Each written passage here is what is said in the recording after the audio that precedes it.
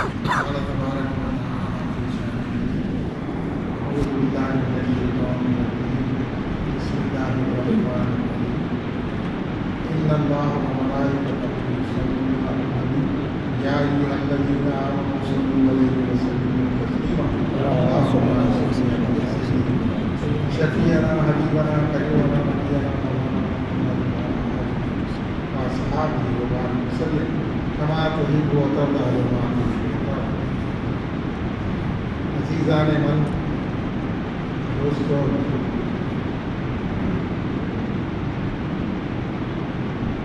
اللہ کو پانے کے لیے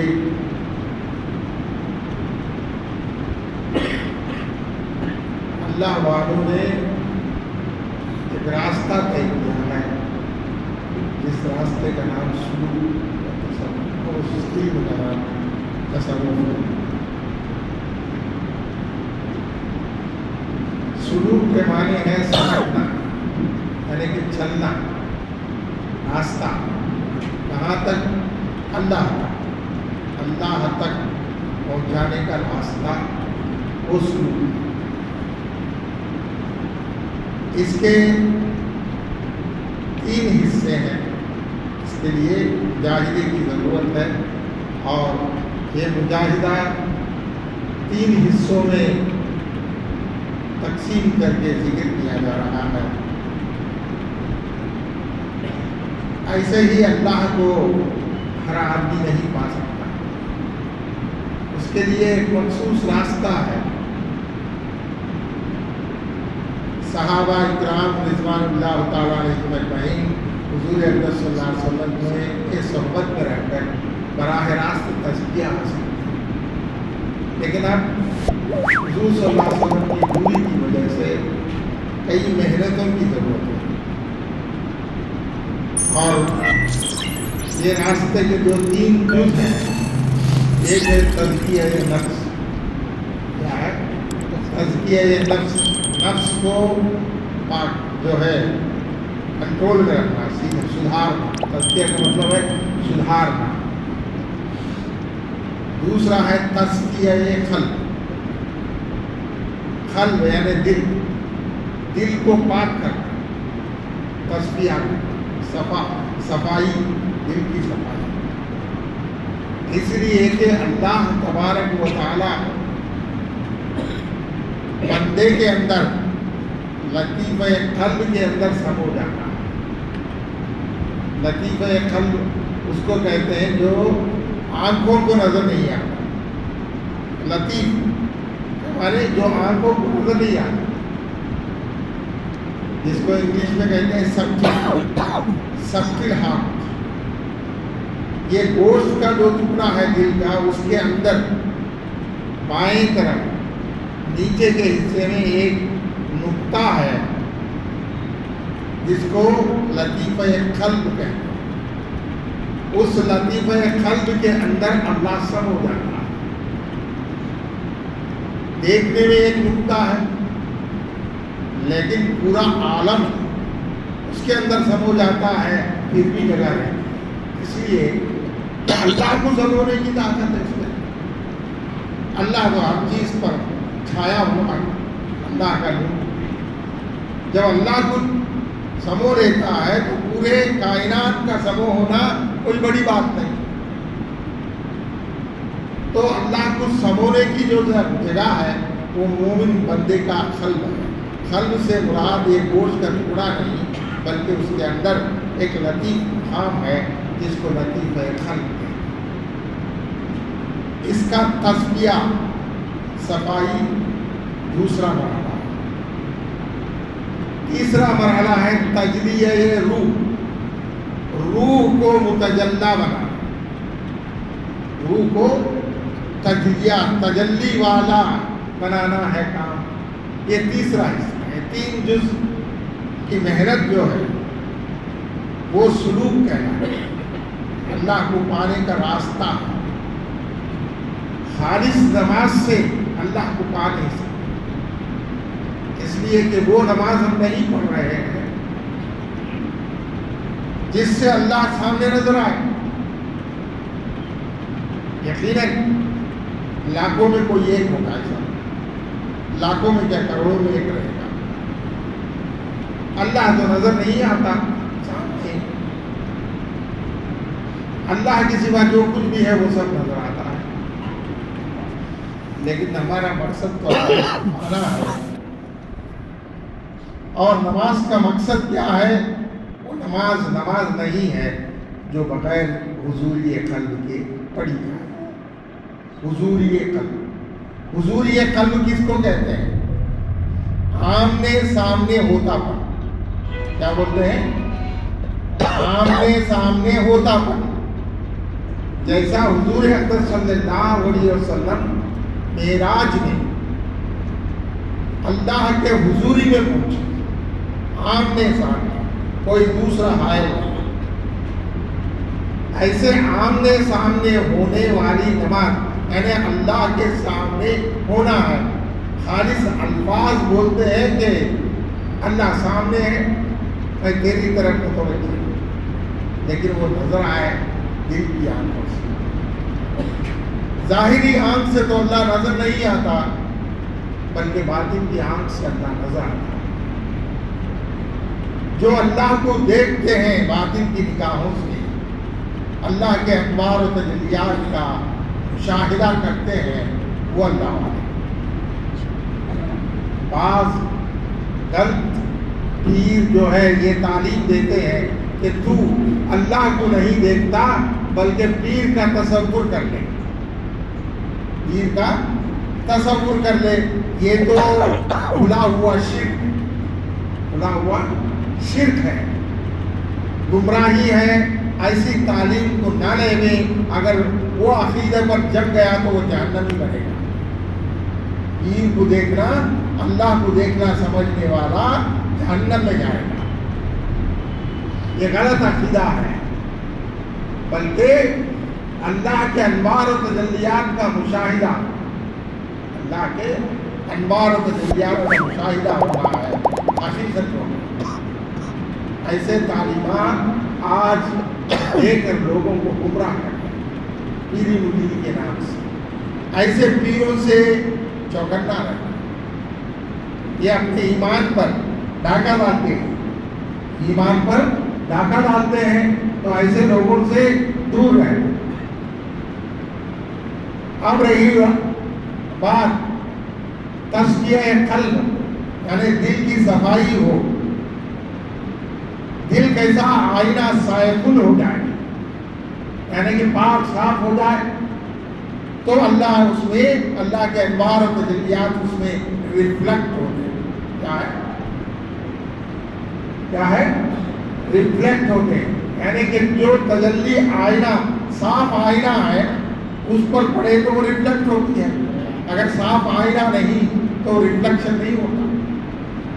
ویسے ہی اللہ کے انوار و تجلیات جب قلب صاف ہے تو وہ ریفلیکٹ ہو کر تجلیات کا ریفلیکشن ہوتا ہے، اس کا مشاہدہ کرتے ہیں اللہ والے۔ بہرحال تزکیہ قلب دوسرا تزکیہ قلب دوسرا مرحلہ ہے۔ تو تیسرا مرحلہ تجلیہ روح، روح کو تجلی کرنا، تجلی والی روح بنانا ہے، وہ تیسرا مرحلہ۔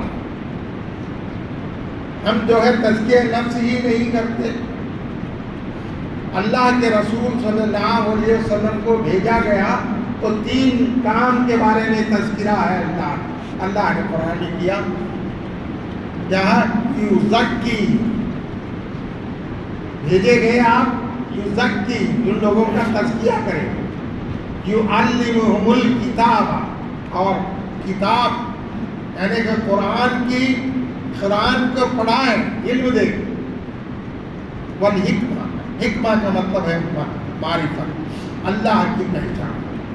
تو اللہ کے رسول صلی اللہ علیہ وسلم کو یہ کام سپرد کیا گیا، خالی سے نہیں، بہت کام ہے، اس میں سے ایک اہم کام ہے تزکیہ نفس۔ کیا ہے؟ تزکیہ نفس، یعنی نفس کو، بگڑا ہوا نفس جو ہے، ٹیڑھا ہے، اس کو سیدھے بنائیں، اس کو سیدھے بنائیں۔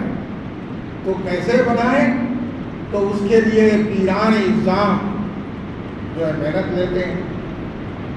حضور اقدس صلی اللہ علیہ وسلم کے دور میں تزکیہ نفس خالصتاً حضور صلی اللہ علیہ وسلم کے چہرے انور کو تکنے سے ہو جاتا تھا۔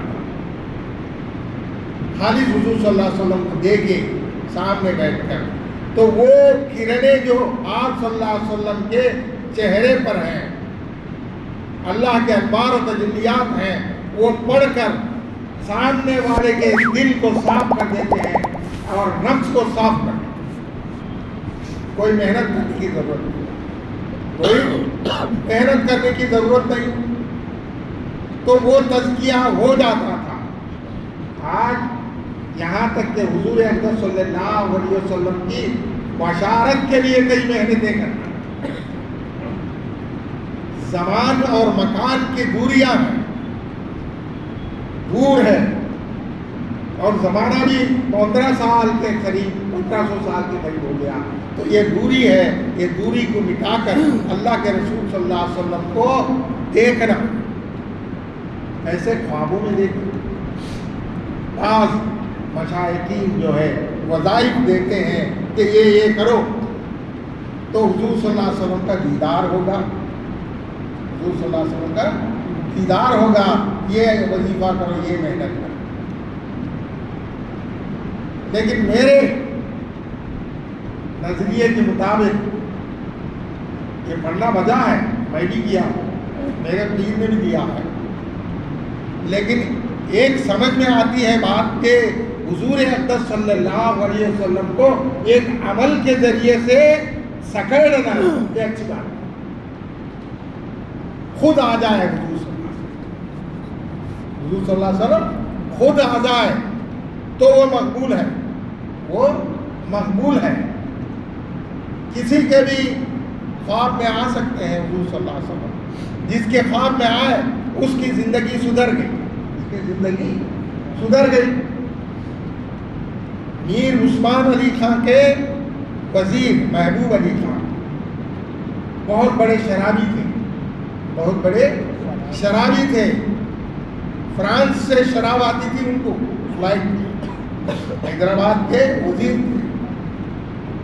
ایک بار سدھرنے کا موقع آ گیا، حضور اقدس صلی اللہ علیہ وسلم خواب میں نظر آئے، ان سے کہا کیا ہمارے پاس نہیں آؤ گے؟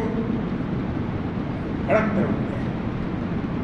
کر اڑ گئے اور پوری شراب کی بوتلیں پھوڑ دی اور حضور اقدس صلی اللہ علیہ وسلم کے لیے میں نے حج کا ارادہ کر لیا۔ بہت بڑے بزرگ ہیں، یعنی کسی کے بھی خواب میں آ سکتے ہیں، ایسا نہیں ہے کہ صرف ان کے لیے کہ محدود ہے۔ آپ آزاد ہیں، آپ صلی اللہ علیہ وسلم آزاد ہیں، کسی کے بھی خواب میں آ سکتے ہیں۔ کئی کفار کے خواب میں آئے تو وہ ایمان لائے، کافروں کے خواب میں بھی آئے اور وہ ایمان لائے، لیکن کم سے کم ہم کو تڑپ ہونا ہے کہ حضور صلی اللہ علیہ وسلم کی بشارت ہو، حضور صلی اللہ علیہ وسلم کی بشارت ہو۔ طلب ہی نہیں ہے، طلب ہے کیا؟ کوئی سوچتا ہے کہ مجھے بھی حضور صلی اللہ علیہ وسلم کی بشارت ہو؟ کوئی سوچتا ہے؟ آئے نماز پڑھ لیے بھاگ گئے، برا وہ معاملہ الگ ہے۔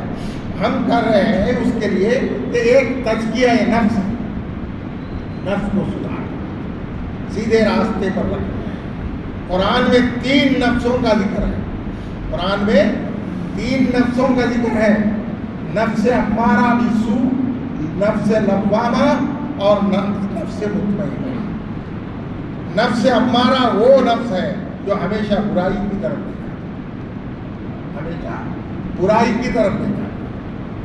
نفس لوامہ وہ ہے برائی کرنے جا رہا ہے تو اس سے ملامت کرتی ہے کہ یہ بری چیز ہے، اچھی تو یہ ہے۔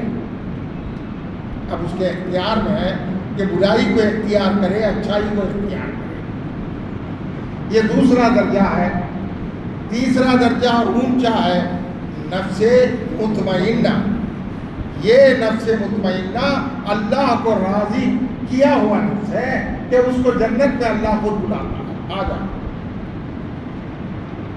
کئی نفسوں کا ذکر ہے، یہ اہم نہیں ہے، بلکہ یہ تین قرآن میں ان تین نفسوں کا ذکر ہے، یعنی نفس کے حالتیں ہیں۔ اس کا مطلب یہ نہیں کہ نفس الگ ہے، بلکہ وہ جہاں سے پیدا ہوتا ہے نفس، جگہ تو ایک ہے، ایک ہی جگہ سے نفس پیدا ہوتا ہے، لیکن اس کی حالت کو پکڑ کر اس کا نام ہے۔ کبھی وہ پیڑ نکلتا ہے تو پہلے کیا پودا نکلتا ہے، اس کے بعد بڑا جو ہے اس کا شاخ نکلتی ہے، پھر چھوٹے چھوٹے شاخ، ویسے یہ چھوٹا سا پودا ہے تو نکلنے کی جگہ ایک ہی ہے، لیکن اس کے انگ الگ الگ بولے جاتے ہیں۔ ویسے ہی نفس پیدا ہونے کی جگہ ایک ہی ہے۔ بعض صوفیہ نے وسط پیشانی بتایا، بعض نے جو ہے ناف کو بتایا، تو ہمارا کہنا یہ ہے کہ اس کا دائرہ ناف سے لے کر وسط پیشانی تک پھیلا ہوا ہے۔ یہ باطنی جو ہے علم ہے، باطنی علم۔ بہرحال نفس، تزکیہ نفس کرنا ضروری ہے۔ میں بول رہا تھا کہ قرآن میں نفس کا لفظ 7 معنی میں استعمال ہوا۔ کہیں نفس کا مطلب روح ہے، کہیں نفس کا مطلب یقین ہے، کہیں نفس کا مطلب انسان ہے، کہیں نفس کا مطلب جو ہے پورے جو ہے جہان کے جو روحانی قدرت ہے اس کو نفس کہا گیا، انسانی قوم کو نفس کہا گیا۔ تو مختلف معنوں میں نفس کا لفظ قرآن شریف میں استعمال ہے۔ بہرحال تزکیہ نفس کیا ہے؟ اللہ والوں نے تزکیہ نفس کرایا۔ آپ جانتے ہی ہوں گے کہ حاجی امداد اللہ مہاجر مکی جو اکابرین دیوبند کے سید الطائفہ ہیں، اور ہے سید الطائفہ ہے، پورے دیوبند کے علماء کے جو ہے وہ سید الطائفہ، سید ہے، شیخ ہیں، ان کے ہی مرید اور خلفاء ہیں، سب ان سے ہی سلسلہ چلتا ہے۔ بڑے بڑے علماء، بڑے بڑے اللہ والے ان کے مریدین میں چلتے ہیں، اور 1.25 لاکھ خلیفے کے بڑے اللہ والے۔ تو ان کے پاس حضرت رشید احمد گنگوہی رہے، جو اس دور کے بڑے عالم تھے، بیعت ہوئے اور تزکیہ نفس کے لیے پیر کی خدمت میں پہنچے۔ تو حضرت حاجی امداد اللہ مہاجر مکی رحمۃ اللہ علیہ کے ایک پیر بھائی تھے، ان سے عمر میں بڑے، حضرت امام جو ہے ضامن شہید رہے، بڑے اللہ، وہ بھی بڑے اللہ والے اور علم والے۔ تو وہ بیٹھے ہوئے تھے، کھانا کھا رہے ہیں، تو حضرت حاجی صاحب رحمۃ اللہ علیہ رشید احمد گنگوہی رحمۃ اللہ علیہ کی طرف ایک روٹی پھینکی، جیسے کتے کو وہ لے لیے، بڑے عالم دنیا میں مشہور ہو چکے ہیں اس وقت، تو وہ لے کر جو ادب سے کھانے لگے، کھانا کھا چکے۔ تو حضرت نے اپنے پیر بھائی حاجی صاحب سے پوچھا کیا ہے ایسے پھینکے آپ، روٹی کیوں پھینکے، اتنے بڑے عالم ہیں آپ کی مرید؟ کہا ہمارے در کے کتوں کو روٹی ایسے ہی پھینکی جاتی ہے۔ کیا کہا؟ ہمارے در کے کتوں کو ایسے ہی روٹی پھینکی جاتی ہے۔ سنتے رہے۔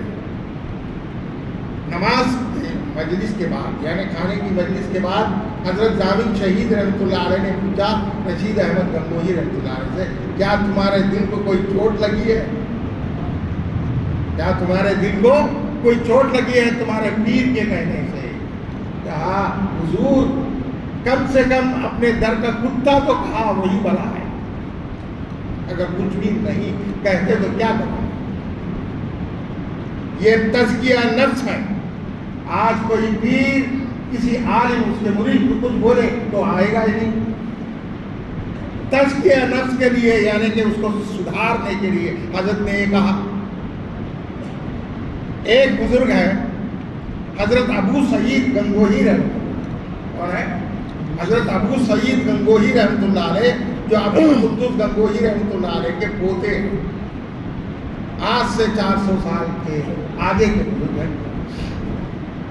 وہ حضرت عبد القدوس گنگوہی رحمۃ اللہ علیہ جو کہ قطب عالم تھے، قطب عالم تھے، تو ان کے بیٹے تھے حضرت جو ہے رکن الدین، ان کے صاحبزادے تھے. حضرت عبدالقدوس گنگوہی رحمۃ اللہ علیہ کے خلیفہ تھے جلال الدین جو ہے خارجی. ان کے خلیفہ تھے حضرت نظام الدین بلخی. تو حضرت کا دور ختم ہو گیا. حضرت جلال الدین خارجی رحمۃ اللہ علیہ کی دور ختم ہو گیا. اب نظام الدین بلخی رحمۃ اللہ علیہ کا دور چل رہا ہے. یہ نظام الدین بلخی کون ہے؟ لوگوں جانو کہ یہ نظام الدین بلخی اتنے بڑے بزرگ ہیں کہ وحدت الوجود کے نظریے کو 2-250-300 سال آگے ثبوتوں کے ساتھ لکھنے والے اور دنیا میں پھیلانے والے.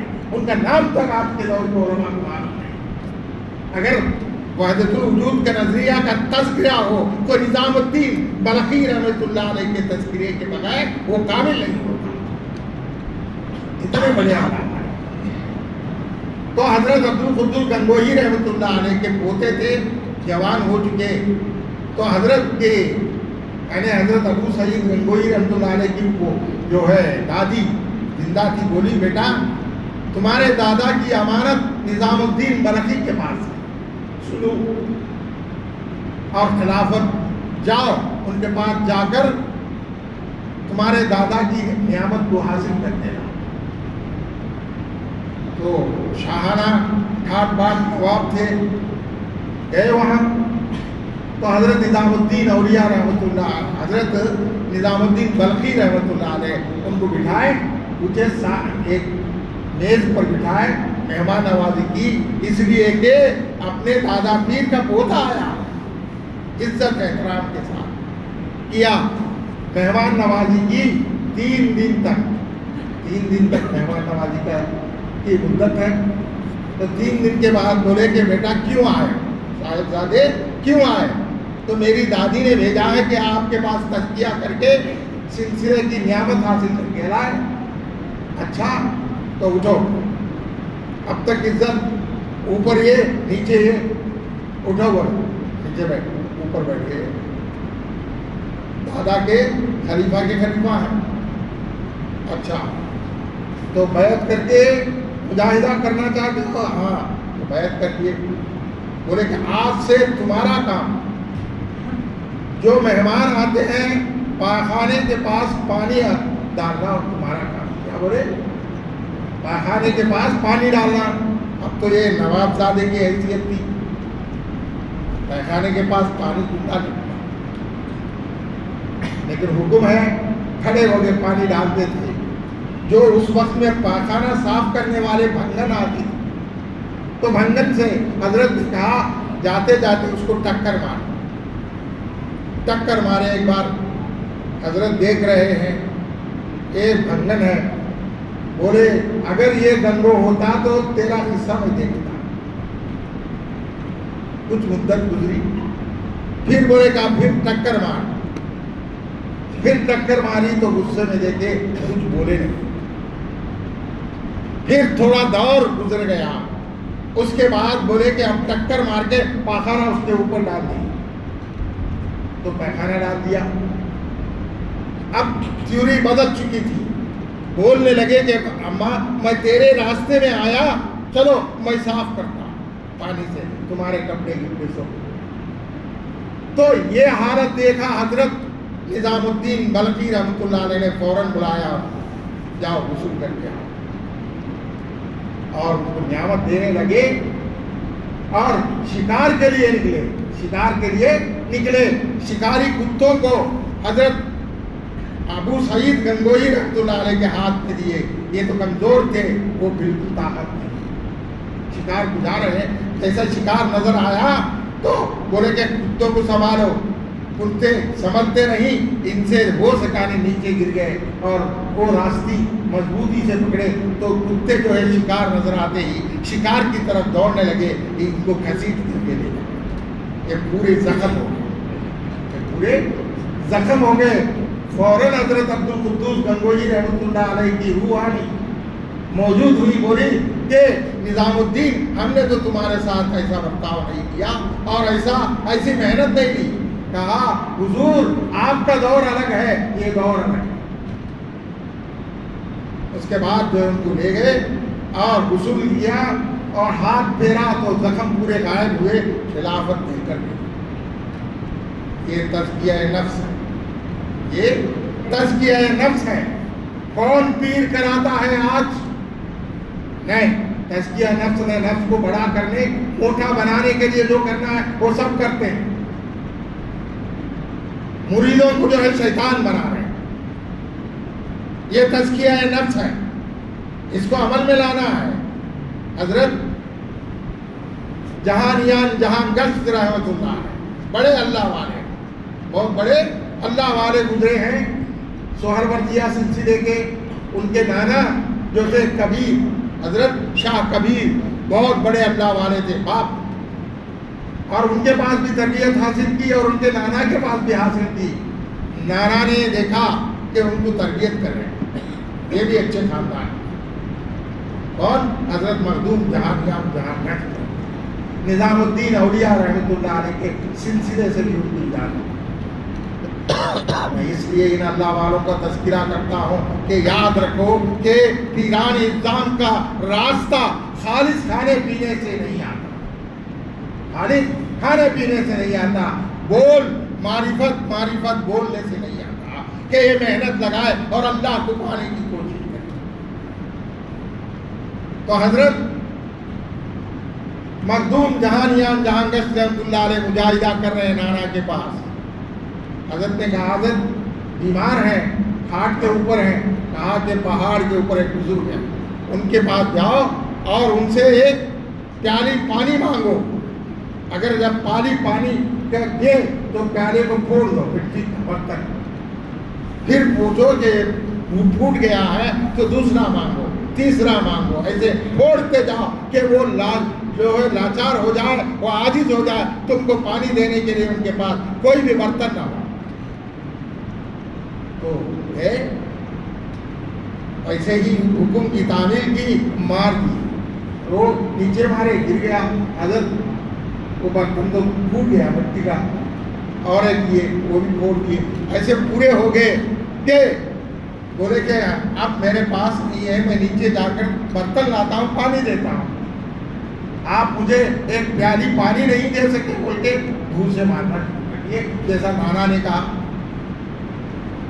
اب بے وجہ منہ سے مارے تو حضرت پکڑ لیے ان کے ہاتھوں کو، اب یہ ڈر گئے، اب مجھے ماریں گے، بے وجہ میں تو ان کو مارا اور برتنیں بھی پھوڑ دیا۔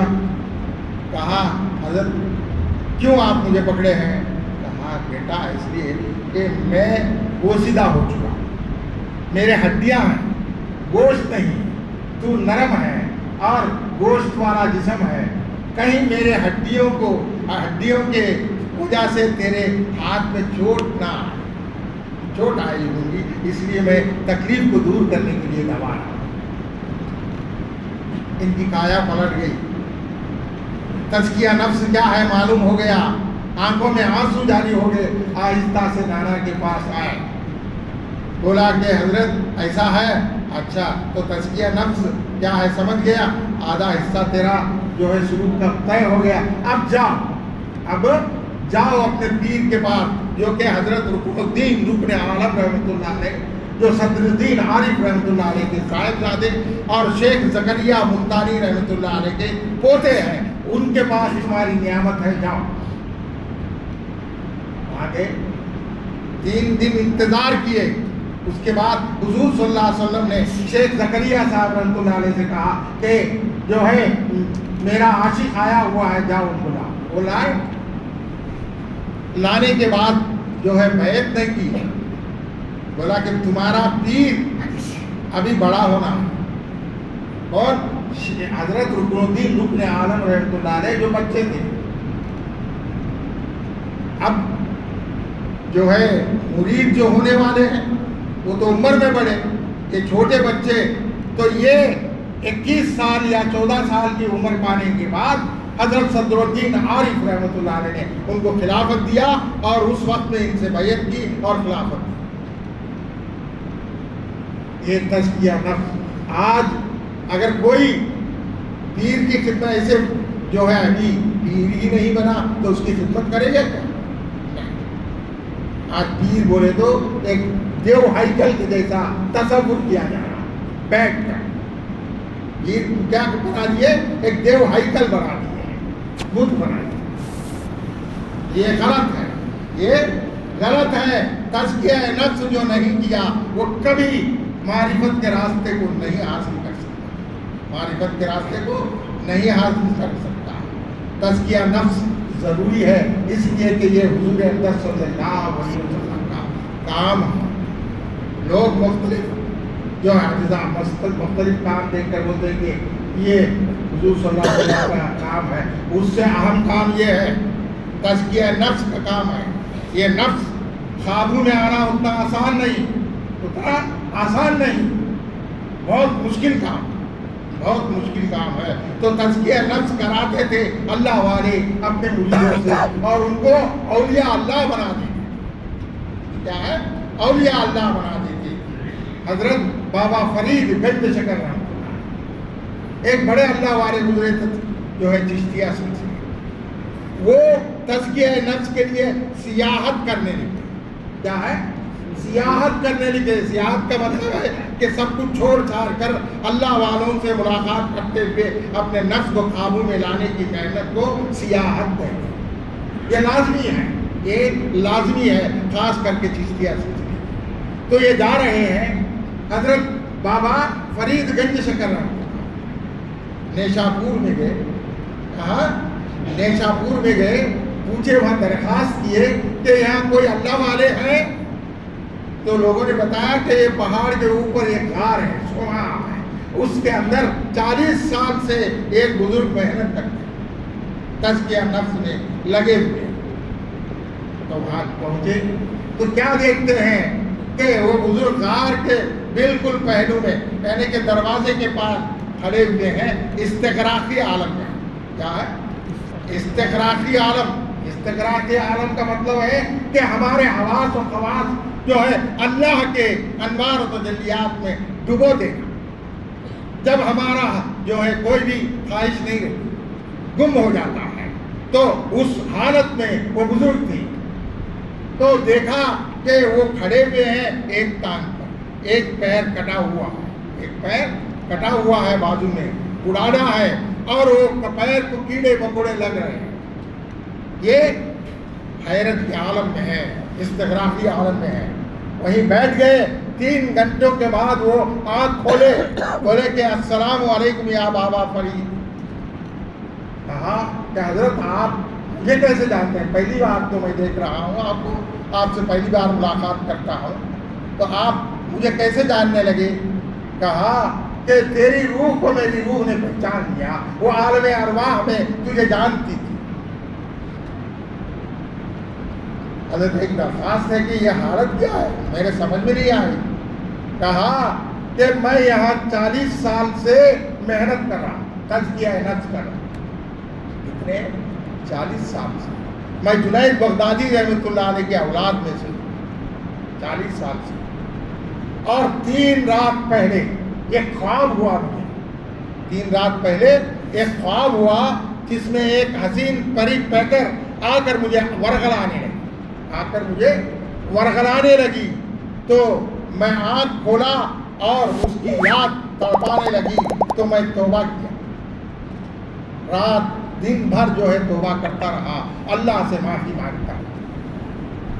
دوسری رات بھی پھر وہی نظر آئی اور میرا نفس مجھے ابھارا, میں اس کی طرف چلنے لگا. تو پھر ہوش میں آ گیا اور پھر توبہ کیا اور اللہ سے سب قدم سے توبہ کیا. اب تیسری رات بھی پھر وہی ہے, خواب میں نظر آئی. تو یہاں کوئی بھی نہیں ہے سوما کے پاس, یہ جنگل ہے, غار ہے, میں ہوں, کوئی نہیں. جب آنکھ کھولا تو وہ پری پیکر میرے سامنے سے گزر رہی ہے. میرا نفس مجھے ابھارا اور ایک پیر جو ہے اس کی طرف لپکا. ایک پیر, ایک پیر اس کی طرف لپکا. تو فوراً غیبی ندا آئی, ہماری محبت کا دعویٰ کرتے ہو اور ہماری مخلوق کی طرف بڑھتے ہو. تو فوراً رونے لگا. الہام ہوا کہ ہماری محبت یعنی اللہ کی محبت میں تم تڑپتے ہو، طلب کرتے ہو ہم کو، لیکن ہماری مخلوق کی طرف جا رہے ہو۔ فوراً جو کڑاڑا میں لکڑیاں کاٹنے کے لیے لایا تھا تو اس سے اس پیر کو جو ہے ختم کر دیا، کاٹ دیا، وہی پیر پڑا ہوا ہے، اور میں اللہ سے استغفار کرتے ہوئے استغراقی عالم میں چلے گیا۔ پھر بھی اب بھی میں ڈرتا ہوں کہیں میرے اس عمل کی وجہ سے اللہ قیامت کو مجھے نہ پوچھے۔ تو اتنے اللہ والے ڈرتے ہیں۔ تزکیہ نفس کے لیے پیر کو قتل کیا، تزکیہ نفس کے لیے پیر کو قتل کیا۔ کوئی پیر ہے کہ ایسی محنت لے؟ اگر میرے محنت ایسی بھی نہیں، اس میں 100واں حصہ بھی لے تو مریدہ سے بھاگ جائے، یہ بھی نہیں رہتا۔ آج کل میں تو پیر ایسا پیر اچھا ہے جو چھوٹ دے دے، نماز کی چھوٹ دے دے، روزے کی چھوٹ دے دے، اچھے اعمال کی چھوٹ دے دے، ایسا پیر اچھا ہے۔ تزکیہ کرنے والا نہیں، ہم کو ضرورت ہے۔ بہرحال ایک چیز کو یاد رکھو، جو اللہ کے رسول صلی اللہ علیہ وسلم کے سنت پر چلتا ہے وہی پیر ہوگا۔ سنت کی اہمیت جانے، سنت کی اہمیت نہ جانے تو وہ کیا پیر ہوگا؟